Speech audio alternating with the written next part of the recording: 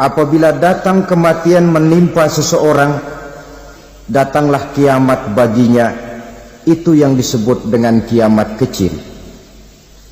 Hakikatnya mati adalah perpindahan dari kehidupan di dunia ini menuju kehidupan di alam barzakh. Menunggu kita di alam barzakh sampai datangnya saat kiamat, entah 10 tahun, entah 100 tahun, entah 1000 tahun, hanya Allah saja yang maha tahu. Adapun orang-orang beriman yang melakukan amal kebajikan dalam kehidupan di dunia ini, masa penantian yang lama di alam barzakh buat mereka sebentar saja. Tetapi bagi orang-orang kafir yang ingkar, yang tidak beriman kepada Allah, yang hidup di dunia cuma menumpuk-numpuk dosa, tentu penantian di alam barzakh akan merupakan waktu yang sangat lama. Bukankah dalam kehidupan kita waktu itu memang relatif? Contoh misalnya, bagi pemuda-pemudi yang sedang duduk asyik memadu cinta, waktu 4-5 jam saja rasanya cuma 4-5 menit. Tenggelam oleh keasikan. Tapi buat orang yang berbaring di rumah sakit, meratap di balik-balik apa itu tembok derita kata lagu, di balik dinding-dinding penjara, sehari bagai seminggu, seminggu rasa sebulan, sebulan boleh jadi rasa setahun.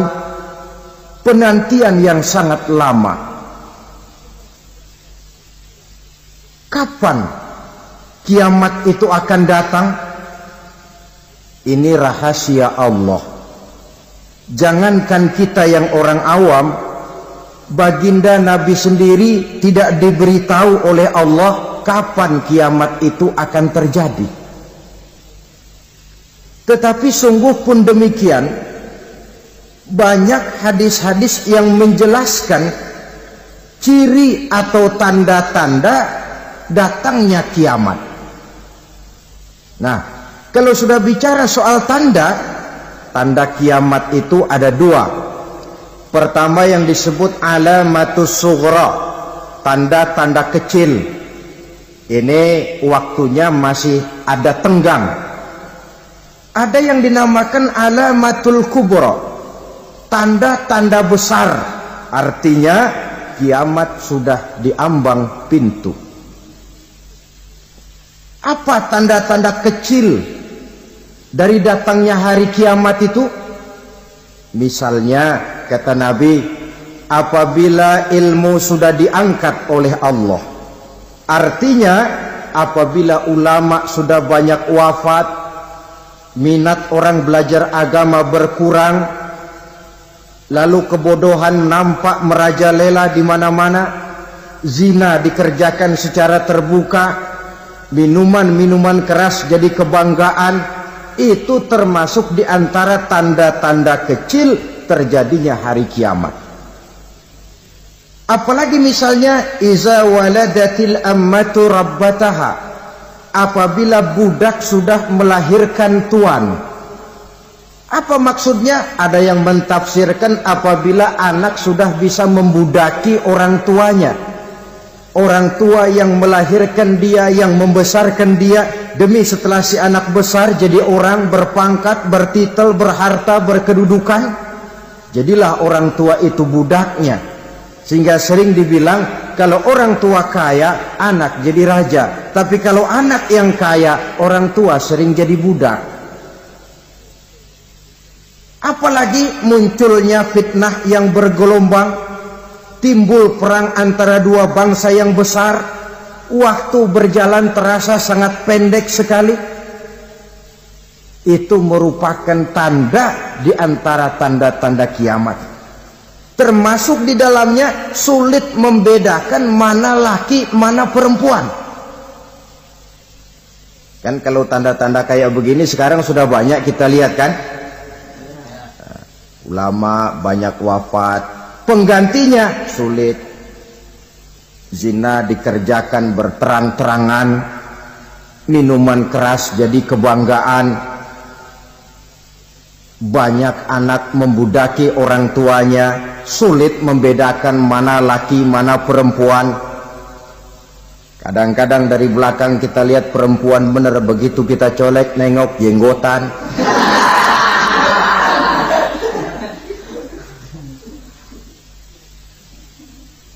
Ini termasuk tanda-tanda kecil, masih ada tenggang sampai akan terjadinya kiamat itu.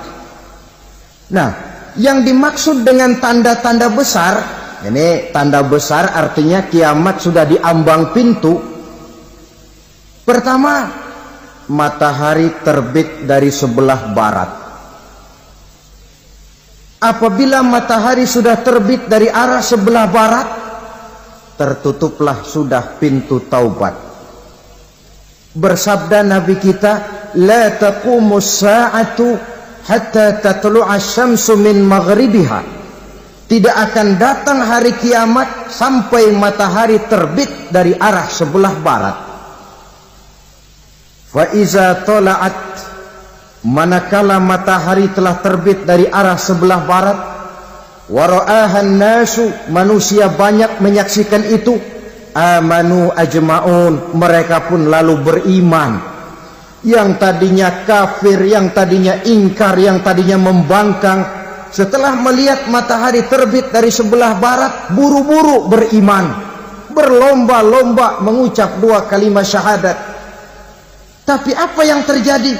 Kata Nabi, wadzalika hina la yanfa'u nafsan imanuha lam takun amanat min qabl. Hari itu adalah hari yang iman sudah tidak berguna lagi bagi seseorang apabila sebelumnya memang dia tidak pernah beriman.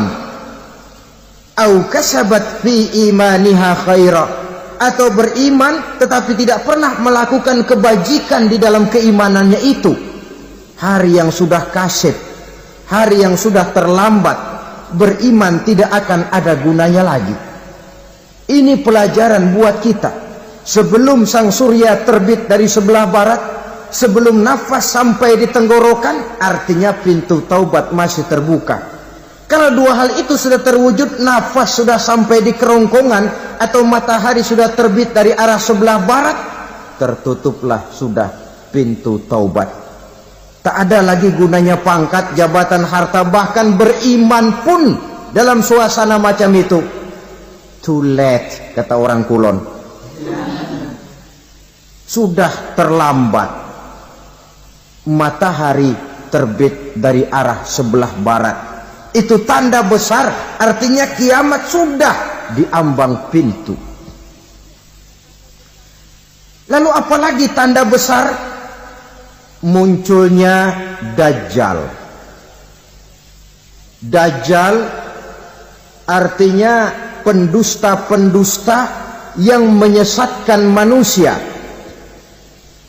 Ada dua macam Dajjal, saudara.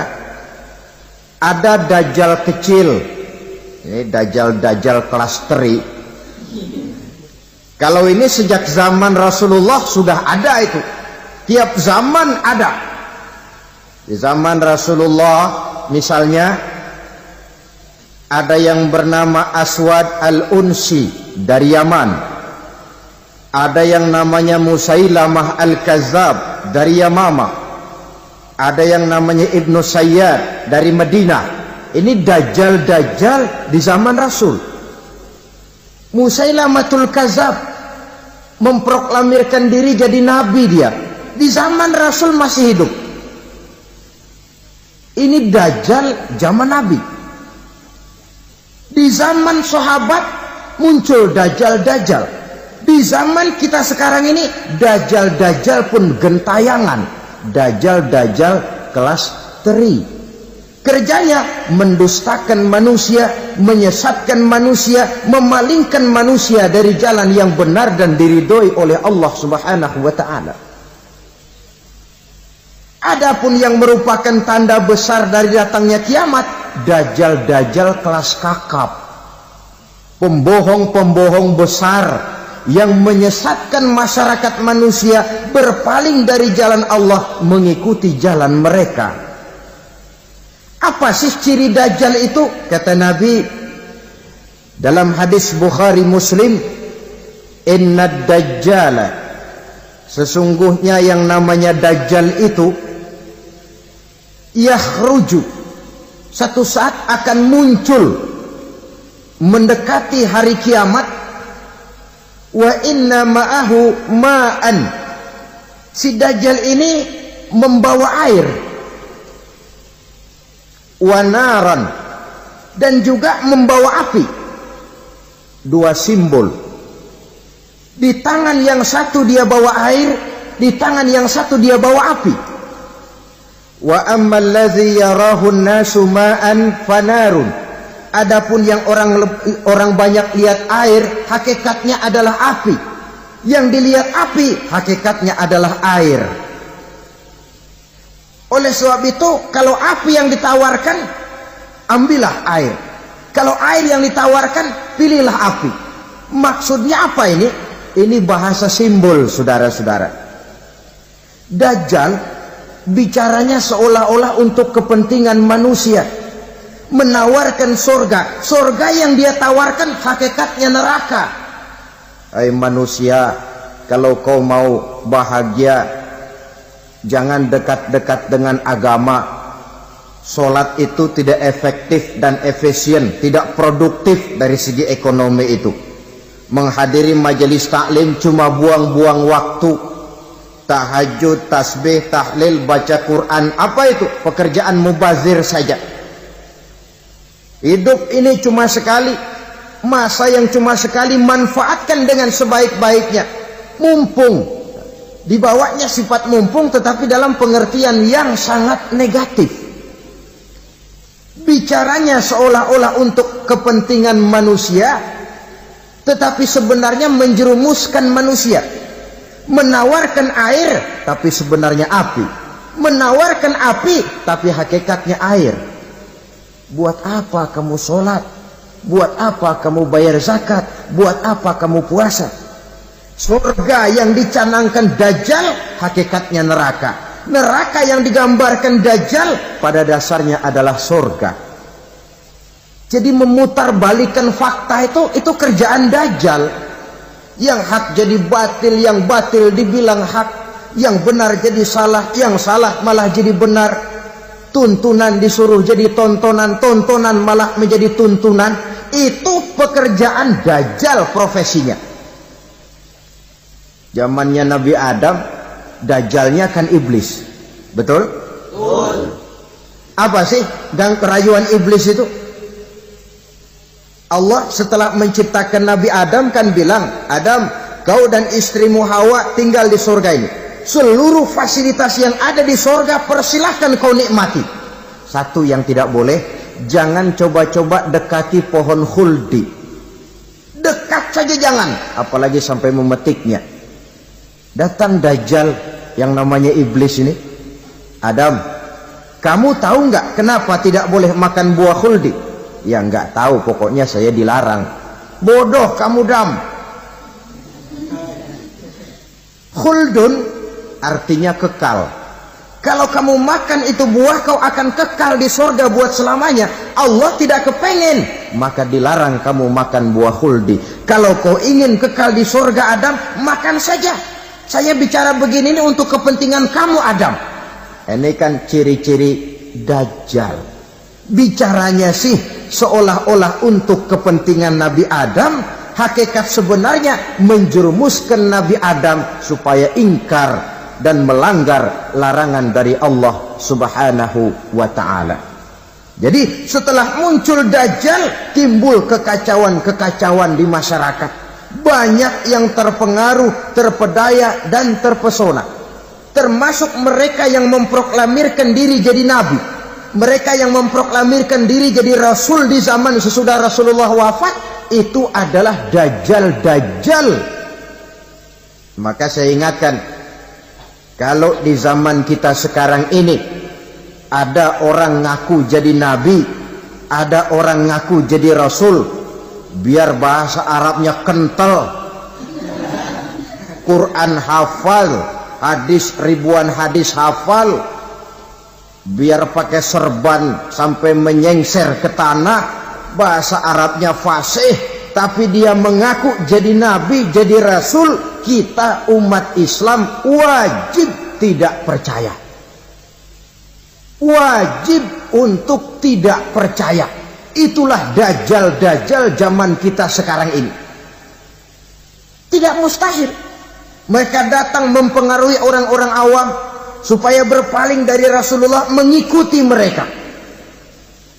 Nah, di akhir zaman nanti mendekati hari kiamat, dajjal ini muncul, dajjal kelas kakap, menyesatkan masyarakat manusia untuk berpaling dari Islam, mengikuti seruan mereka.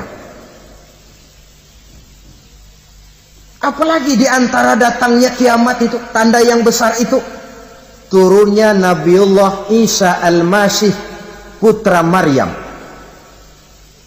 Menurut berbagai hadis yang sahih, Nabi Isa Al-Masih nanti akan turun lagi, tidak membawa risalah yang baru, tapi meluruskan risalah Islam ini yang telah banyak ditinggalkan oleh masyarakat. Bahkan ada hadis menjelaskan beliau akan membunuh Nabi, mematahkan kayu-kayu salib, lalu melaksanakan haji dan umrah mengikuti syariat Nabi Muhammad, bukan membawa agama baru. Menjadi semacam mujaddid, reformer, menyelamatkan manusia dari bisikan dajjal. Bahkan ada riwayat yang menjelaskan bahwa Nabi Isa berhasil mengalahkan dajjal, mengembalikan masyarakat manusia kembali kepada ajaran Islam yang datang dari Allah, dibawa oleh Rasulullah sallallahu alaihi wasallam. Dengan kata lain, turunnya Nabi Isa bukan sebagai nabi dan rasul baru, tetapi mengikuti syariat Nabi kita Muhammad sallallahu alaihi wasallam. Saudara hadirin, ibu-ibu hadirat yang saya hormati, kemudian apalagi di antara tanda-tanda besar akan datangnya kiamat itu? Keluarnya asap atau awan. Kata Nabi, inna min asrati sa'ah dukhanan yamla'u ma bainal masyriqi wal maghrib. Di antara tanda-tanda kiamat munculnya awan atau asap yang memenuhi antara langit dan bumi. Ini pun diperkuat dalam surah Ad-Dukhan ayat 10, fartaqib yauma ta'tis sama' bidukhanin mubin fayughshan nas hadza azabun alim. Bagi orang-orang yang beriman, mereka biasa-biasa saja, tapi bagi orang kufur, datangnya asap dan awan ini merupakan azab yang kelewat pedih. Barangkali sedikit mendekati gambaran tentang azab yang pedih ini, saya ingatkan alam pikiran kita kepada peristiwa yang belum lama terjadi. Pernah dengar berita bocornya reaktor nuklir di Chernobyl, Uni Soviet? Pernah dengar? Nah. Bocornya reaktor nuklir di Chernobyl yang mengakibatkan ratusan, bahkan sangat mungkin ribuan nyawa. Cuma satu reaktor. Bagaimana kalau seluruh cadangan nuklir yang dimiliki oleh para negara adik kuasa ini diledakkan? Bahkan yang konon menurut catatan, cadangan nuklir yang dimiliki bersama oleh Amerika dan Rusia sekarang ini sudah sanggup memusnahkan 6 miliar manusia, 1,5 kali lebih banyak dari jumlah manusia yang nongkrong di permukaan bumi ini.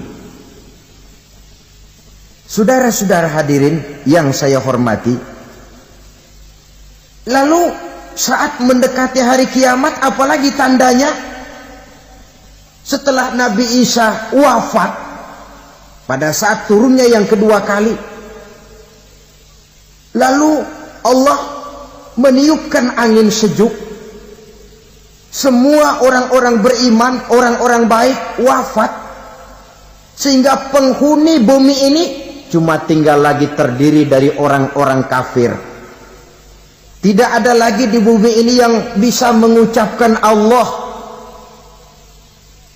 Sehingga dalam hadis qudsi itu ada keterangan, innallaha azza wa jalla yaqulu li Israfil. Allah pernah pesan kepada malaikat Israfil. Kata Allah, Israfil, iza sami'ta qailan yaqul Allah Allah fa akhirin nafah 40 sanatan ikraman liqailiha. Hai Israfil, apabila kau dengar di permukaan bumi masih banyak orang yang mengucapkan Allah Allah, maka tunda sangkakala kiamat itu 40 tahun. Untuk apa? Ikraman liqailiha, menghormati orang yang mengucapkan Allah Allah itu. Wah, jadi karena sekarang masih banyak yang mengucapkan Allah, besar hatilah kita, masih jauh kiamat itu. Tapi jangan lupa, kiamat pribadi, kiamat kecil itu yang nggak kita sangka-sangka. Ajal datang mencabut nyawa, itu kiamat pribadi, dan itu yang pasti kita hadapi, dan itu yang membuat kita tidak boleh bersikap main-main di dalam kehidupan sekarang ini. Saudara hadirin yang saya hormati, tidak ada lagi orang-orang muslim. Seluruh penduduk dunia ini kafir. Lalu terciptalah struktur sosial yang berlandaskan prinsip hidup semau gue. Bakal terjadilah prinsip di mana yang kaya menyantap yang miskin, yang kuat menindas yang lemah. Hidup sudah bagaikan di rimba belantara. Berlaku hukum rimba. Siapa yang kuat dia yang menang, siapa yang lemah menjadi mangsa. Timbul kekacauan, maksiat merajalela, munkarat menjadi-jadi. Sehingga isi bumi ini penuh dengan segala macam perbuatan dosa. Tidak ada perlunya lagi alam diperpanjang temponya. Datang saat yang sudah dijanjikan oleh Allah Azza wa Jalla, maka terjadilah yang disebut kiamat kubra, kiamat besar, kiamat hancur-hancuran. Bagaimana kejadian ini dimulai? Dalam surah Az-Zumar ayat 68, Allah Subhanahu wa taala berfirman, wa nufikha fis-suri fasa'iqa man fis samawati wa man fil ardi illa man sya'allahu. Maka manakala ditiuplah sangkakala, terkejutlah seluruh yang ada di langit dan seluruh yang ada di bumi. Bila saat kiamat datang, Allah perintah malaikat Israfil, Israfil, tiup sangkakalamu. Ditiuplah sangkakala oleh malaikat Israfil. Yang akibat daripada tiupan itu, seluruh yang ada di langit, seluruh yang ada di permukaan bumi terkejut. Yang ada di langit siapa? Malaikat kan. Bayangin aja kalau malaikat kaget, apalagi kita. Terkejut seluruh makhluk yang ada di bumi, yang ada di langit mendengar suara sangkakala itu. Bunyinya tidak sanggup kita bayangkan dahsyatnya. Ledakan nuklir, ledakan neutron, belum apa-apa ketimbang bunyi sangkakala malaikat Israfil ini. Nah, lalu mendengar bunyi sangkakala ini, gemparlah makhluk, kacaulah alam. Bumi gempa, planet-planet bertabrakan, gunung meletus, air laut tumpah ke darat, angin topan bertiup, halilintar menyambar. Lalu semua yang bernama hidup mati total. Mati bareng tanpa persiapan. La haula wa la quwata illa billah. Saya kadang-kadang dalam tafakur bermohon, ya Allah, mudah-mudahan saya nggak nemuin kiamat beneran. Ngeri, nggak bisa kita bayangkan macam apa suasana seperti itu. Allah saja banyak memberikan gambaran, misalnya Al-Qari'ah, wa mal Qari'ah, wa ma adraka mal Qari'ah. Kejadian yang menggemparkan. Tahukah kamu apa kejadian yang menggemparkan itu? Yauma yakunun nasu kal farasil mabsus wa takunul jibalu kal ihnil manfus.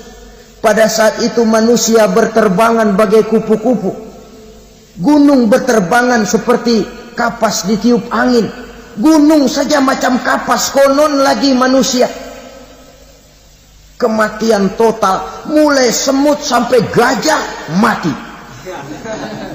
jin mati, iblis mati, malaikat mati. Malaikat saja mati. Saudara hadirin yang saya hormati, kematian total yang tanpa persiapan. Orang bilang, Pak, kalau mati bareng begitu yang repot malaikat maut dong ya. Cabut sana, cabut sini. Itu kalau menurut logika kita. Mestinya begitu menurut logika. Tapi logika juga yang bilang nggak perlu serepot itu. Sebab untuk mematikan listrik di wilayah DKI, di wilayah Jakarta, nggak perlu tiap rumah didatengin matiin ya lama.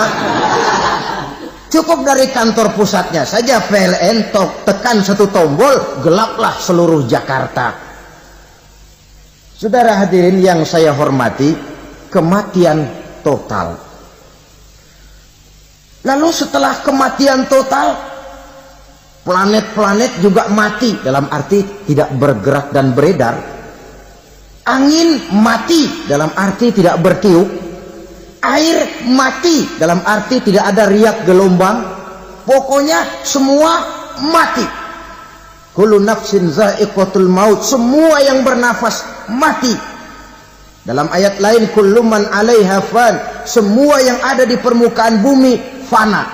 Yang kekal cuma Allah Subhanahu wa ta'ala.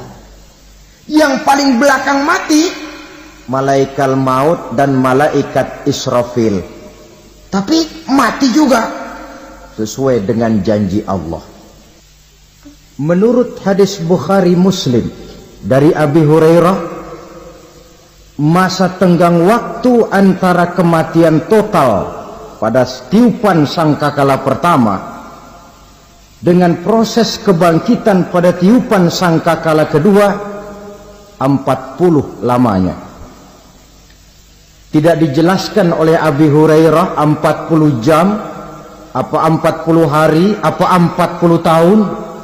Hadis-hadis cuma menyebutkan 40 saja. Sunyi alam, yang tinggal cuma Allah saja lagi.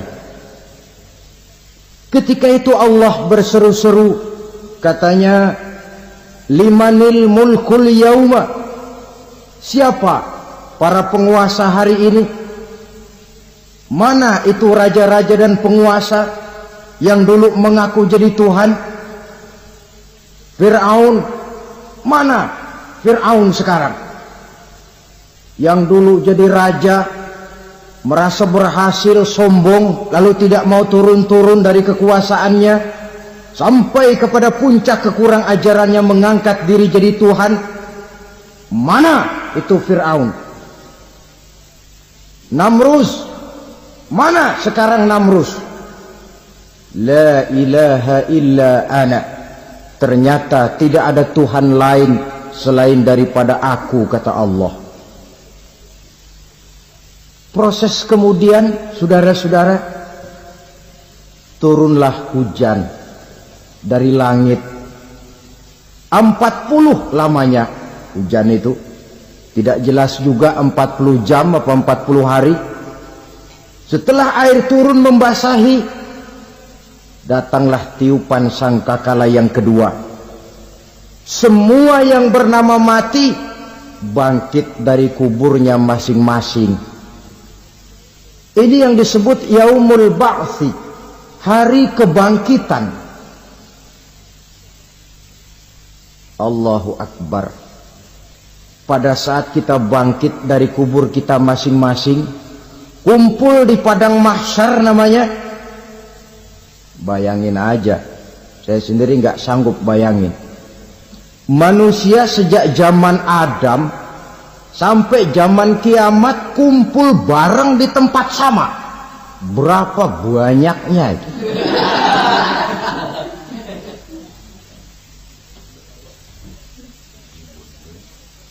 Dan yang luar biasa menurut satu riwayat, pada saat bangkit itu, Masya Allah, roman muka kita berubah,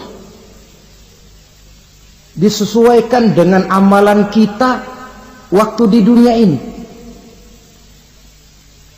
Barang siapa yang waktu di dunia amalannya itu amalan tikus, di akhirat nanti dia bangkit dari kubur, mukanya seperti muka tikus. Gagah betul badannya, tapi mukanya seperti tikus. Kenapa? Amalannya waktu di dunia seperti amalan tikus. Apa amalan tikus itu? Suka ngegeragoti barang yang sudah disimpan rapi-rapi.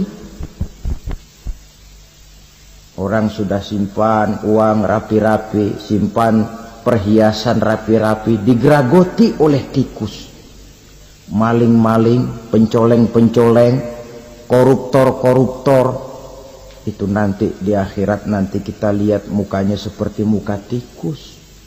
Oh, ini waktu di dunia suka nyolong, mukanya seperti muka tikus. Barang siapa yang waktu di dunia ini amalannya itu amalan macan, dia akan bangkit nanti mukanya seperti muka macan. Apa amalan macan? Macan itu amalannya menang-menangan. Orang yang mau menang saja nggak mau mengalah. Coba lihat di hutan, kenal hutan nggak? Di hutan, raja hutan di mana-mana pasti macan, betul kan? Betul. Padahal hutan belum pernah bikin pemilihan umum. Tapi macan tidak peduli ada pemilihan umum apa tidak, pokok saya raja. Sebab apa? Macan jadi raja itu bukan karena benar, tapi karena kuat jadi raja. Setelah dia jadi raja, rakyat hutan yang mesti dilindungi malah dimakan oleh raja macan. Kambing rakyat hutan dimakan oleh macan. Ayam rakyat hutan dimakan oleh macan. Itu nanti kita lihat di akhirat itu mukanya seperti muka macan, gagah betul. Lalu barang siapa yang di dunia ini amalannya itu seperti amalan anjing, nanti dia punya muka seperti muka anjing. Apa amalan anjing? Pertama, anjing itu kalau disuruh jaga rumah, dia tidak bisa membedakan mana maling, mana tamu. Biar yang datang maling, kalau bawa tulang, anjing kalem. Yang kedua, anjing itu akan setia kepada siapa saja yang memberinya roti. Siapa yang memberinya roti, itulah majikannya. Apa kata majikannya pasti dia laksanakan. Soal benar atau salah dia tidak peduli. Setelah anjing dapat roti, dia tidak punya pilihan lain kecuali bilang, abdi mah kumaha juragan wae ayeuna mah.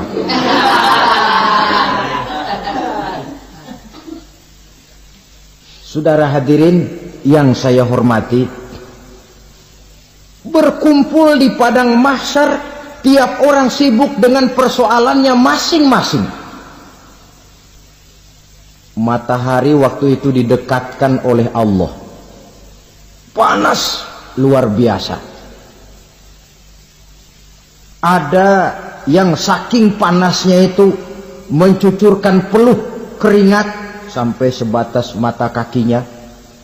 Ada yang keringatnya sampai sedengkulnya, ada yang keringatnya sampai sepusatnya, ada yang keringatnya mengalir sampai sebahunya, ada yang kelelap oleh keringatnya sendiri. sementara orang di sampingnya nggak apa-apa. Bergantung lagi amalan dia waktu di dunia ini.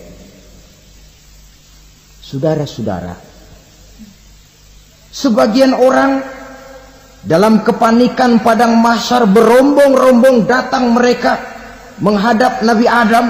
Ya Adam, anta abal bashar.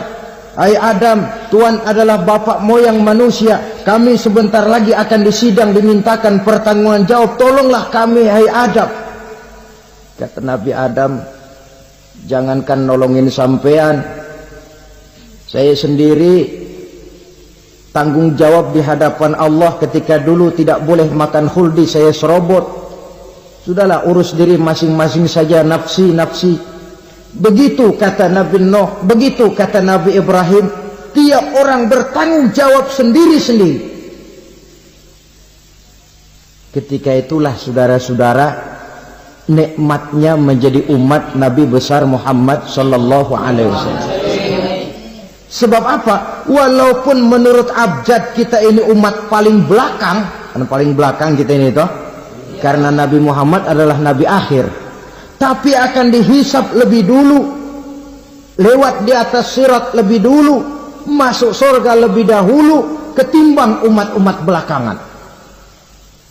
Ketika Rasul mendekati ajal, beliau tanyakan itu kepada malaikat Jibril. Malaikat Jibril berkata, Muhammad jangan khawatir, Allah sudah berjanji, inni haramtul jannata ala sairil anbiya hatta tadkhulaha anta, wa haramtuha ala sairil umami hatta tadkhulaha ummatuka. Surga aku haramkan buat seluruh nabi kecuali kalau engkau Muhammad sudah masuk ke dalamnya, dan surga aku haramkan buat seluruh umat kecuali kalau umatmu Muhammad sudah masuk ke dalamnya. Logikanya, walaupun menurut abjad kita umat paling belakang, bakal dihisab paling dulu, lewat di atas sirat paling dulu, masuk surga paling dulu, kalau mampir ke neraka juga paling dulu. Ya resiko. Jangan mau enaknya aja paling dulu. Saudara hadirin yang saya hormati, setelah masa kebangkitan itu jangan dikira begitu bangkit langsung diperiksa. Masih menunggu menanti ribuan tahun perhitungan padang mahsyar untuk sampai kepada proses yang disebut yaumul hisab, hari perhitungan. Seorang demi seorang bakal dipanggil. Bayangkan saja, kita se-RT saja di absen, kadang-kadang perlu waktu lama. Ini manusia sejak zaman Nabi Adam sampai datang hari kiamat, satu demi satu disidang di hadapan Qadhi Rabbul Jalil. Status sosial copot sudah waktu itu. Yang pernah jadi hartawan di situ tidak lagi kelihatan kehartawanannya. Yang pernah jadi jenderal tidak lagi dipanggil jenderalnya. Yang ustadz tidak lagi dipanggil al-mukarramnya. Seluruh status sosial selesai. Dipanggillah kita seorang demi seorang menghadap Qadhi Rabbul Jalil. Bagaimana proses penghisaban itu? Pertama, proses tanya jawab. Di antaranya ada hadis menyatakan, lan tazula qadama 'abdin yaumal qiyamah hatta yus'ala an arba'i khisalin. Besok di hari kiamat tidak akan bergeser telapak kaki seorang hamba sampai dia ditanya lebih dulu tentang 4 persoalan. Tentang ilmunya, kemana ilmu itu diamalkan. Tentang umurnya, di mana umur itu dihabiskan. Tentang masa mudanya, kemana masa muda itu dipakai. Tentang hartanya, dari mana harta itu didapat dan kemana harta itu dibelanjakan. Ini termasuk proses tanya jawab. Jadi kalau istilah pengadilan dunia, nama Fulan bin Fulan.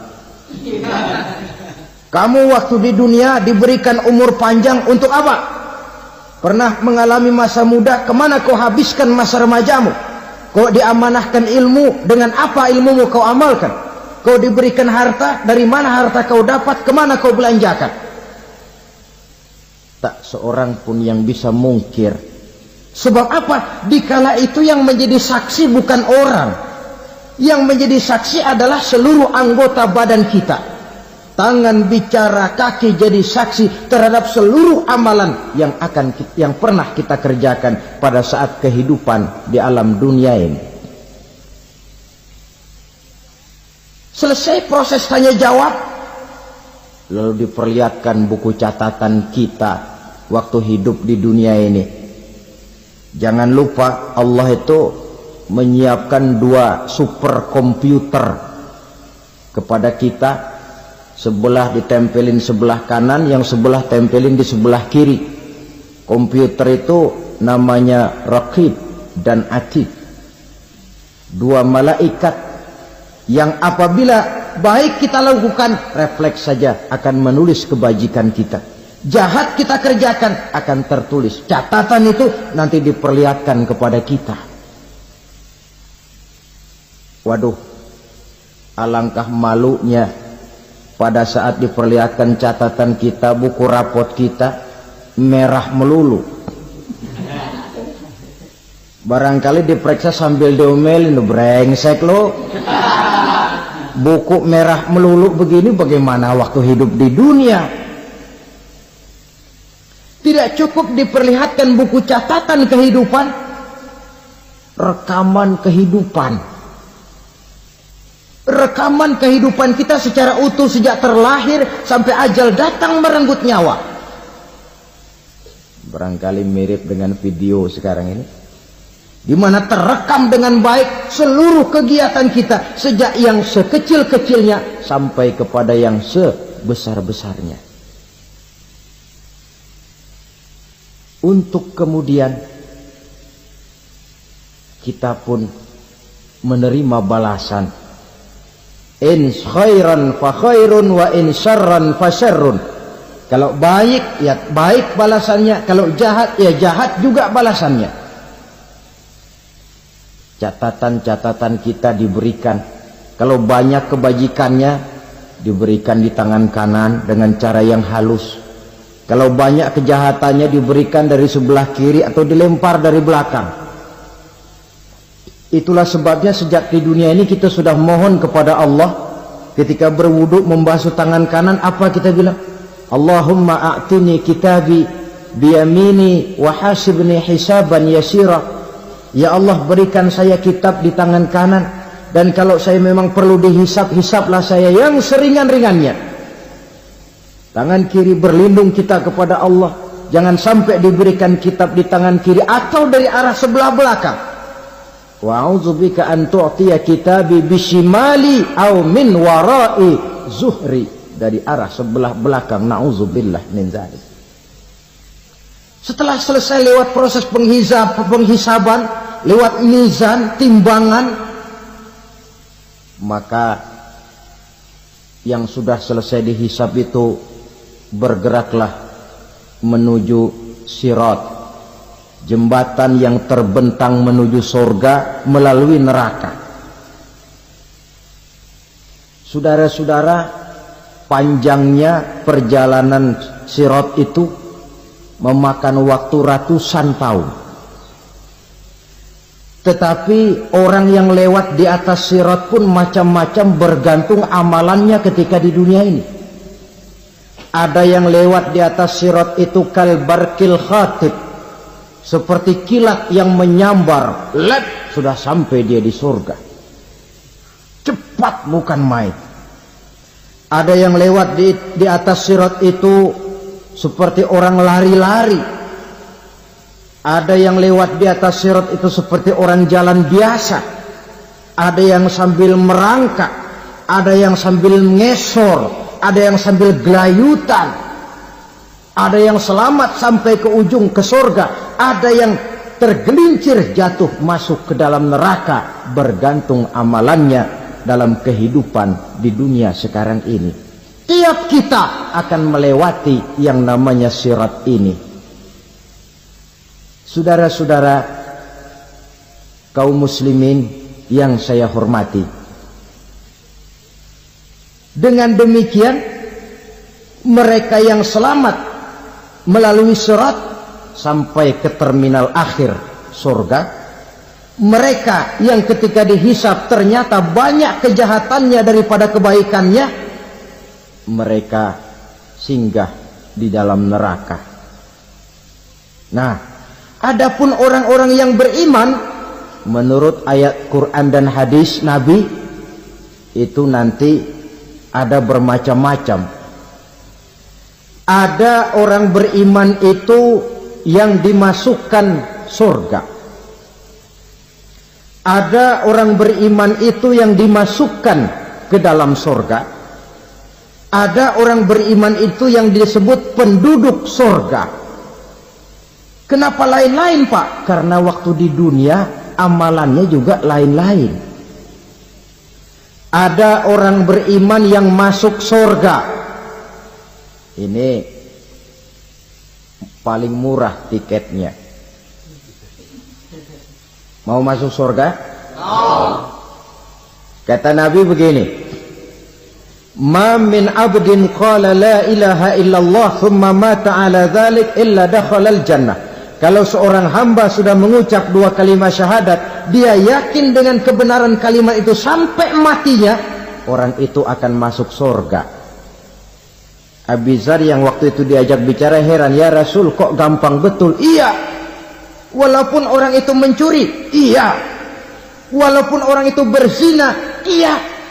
Biar dia mencuri, biar dia berzina, kalau dia sudah mengucap dua kalimat syahadat, dia yakin dengan kebenaran kalimat itu sampai matinya, itu orang akan masuk surga.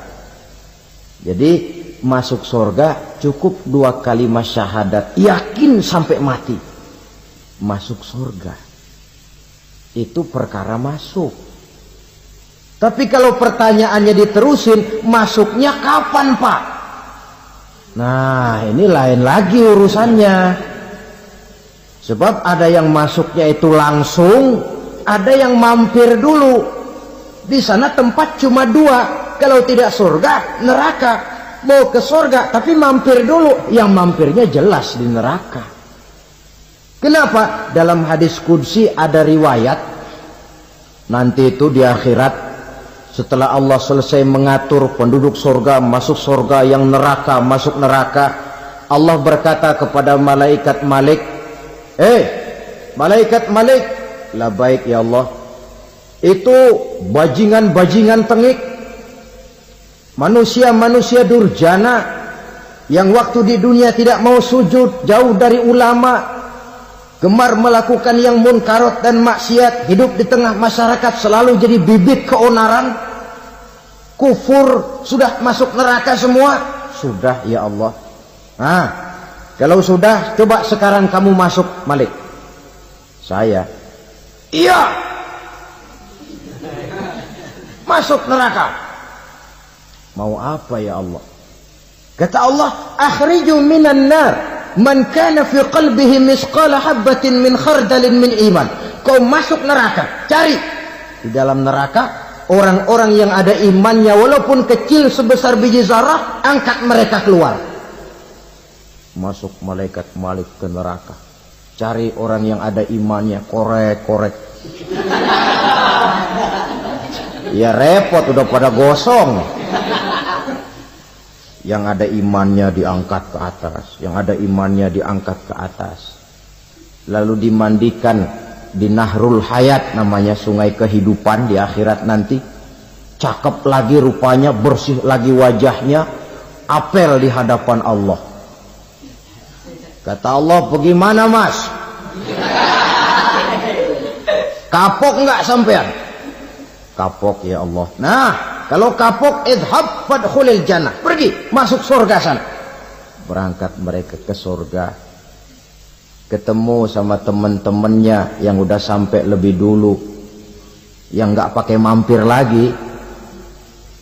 Terjadi dialog.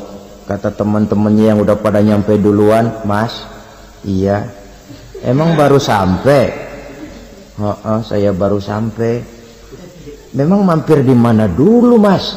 Kita sudah lama sampai di surga. Saudara buka surah Al-Muddatsir ayat 34-35. Ma salakakum fis saqar? Kenapa kamu mampir di neraka Saqar? Qalu lam naku minal musallin.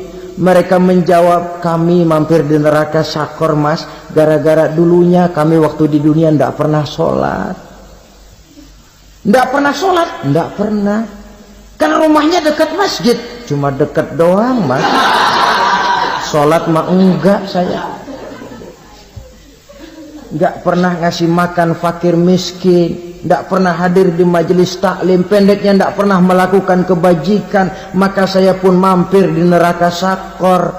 Untung betul saya punya iman, Mas, sedikit. Waktu hidup di dunia dulu saya pernah mengucap 2 kalimat syahadat. Sekali-kalinya waktu mau kawin. Masya Allah. Untung saja kawin. Kalau nggak kawin polos.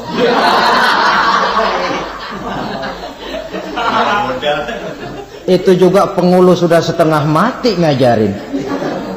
Asyhadu alla, asyaduaan, asyaduaan.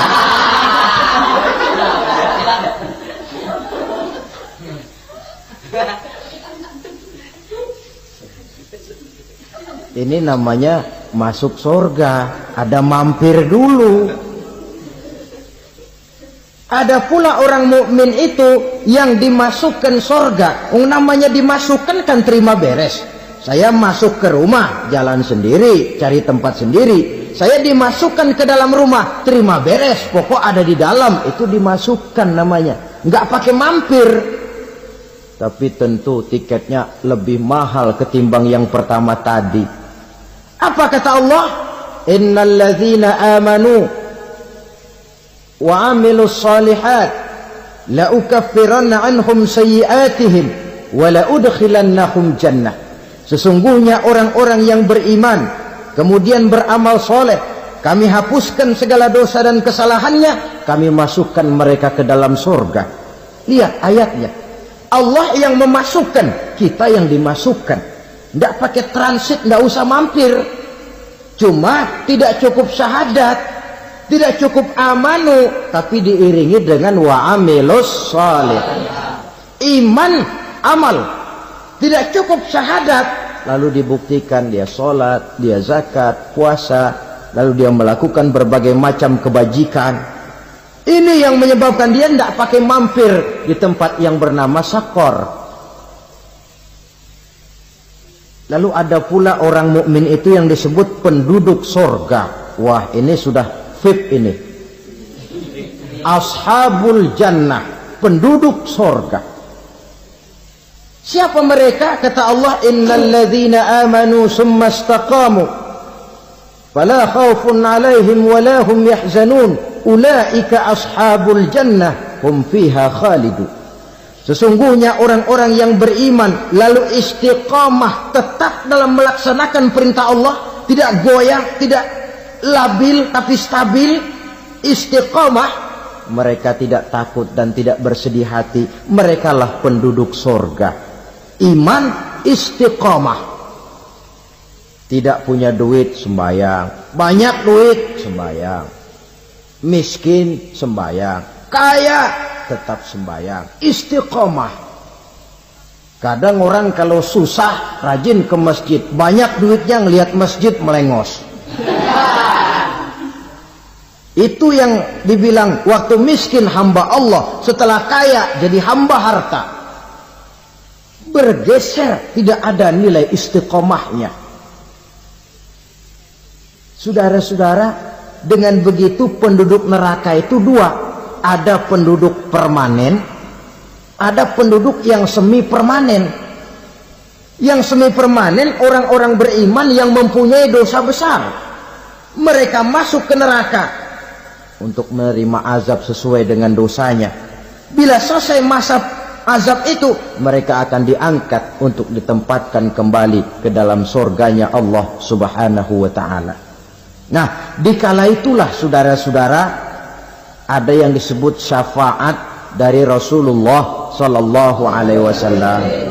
Tapi tentu jangan lupa syafaat ini ibarat kain menambal dia kita punya kain bolong-bolong sedikit, syafaat yang menambal. Sholat kita ada kurang dikit, sedekah kita ada campur riak dikit, amalan kita ada tidak karena Allah dikit, kita berharap syafaat. Jadi biarlah kain masih bolong-bolong, yang penting punya kain. Tapi kalau kainnya tidak ada, yang ditambal apanya? Sholat tidak, puasa tidak, zakat tidak, berharap syafaat saja, ya, terlalu berlebihan itu. Saudara hadirin yang saya hormati, apabila selesai proses penghisaban, proses penghitungan, maka dikala itulah manusia terbagi dalam dua kelompok besar. Fariqun fil jannah wa fariqun fis sa'ir.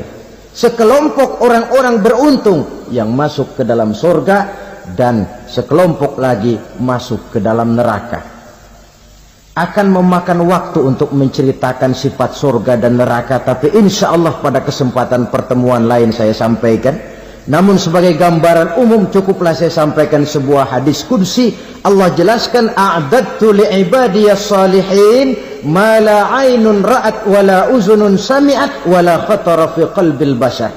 Aku sediakan buat hamba-hambaku yang soleh, yang tidak pernah terlihat oleh mata, tidak pernah terdengar oleh telinga, dan belum pernah terdetik dalam hati manusia.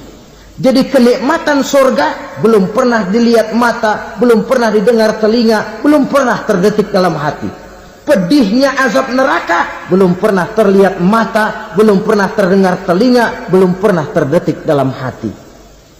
Saudara hadirin yang saya hormati, oleh karena itu sebagai uraian akhir daripada kiamat ini, marilah sama-sama kita memanfaatkan hidup dengan sebaik-baiknya, supaya jangan timbul penyesalan di hari kemudian nanti. Mudah-mudahan kita seluruhnya diselamatkan Allah dari azab neraka dan mendapat surga dan ridhonya. Sekian dan demikianlah pertemuan kita kali ini. Terima kasih banyak atas segala perhatian. Mohon maaf atas segala kekurangan. Usikum wa nafsi bitaqwallah. Wassalamualaikum warahmatullahi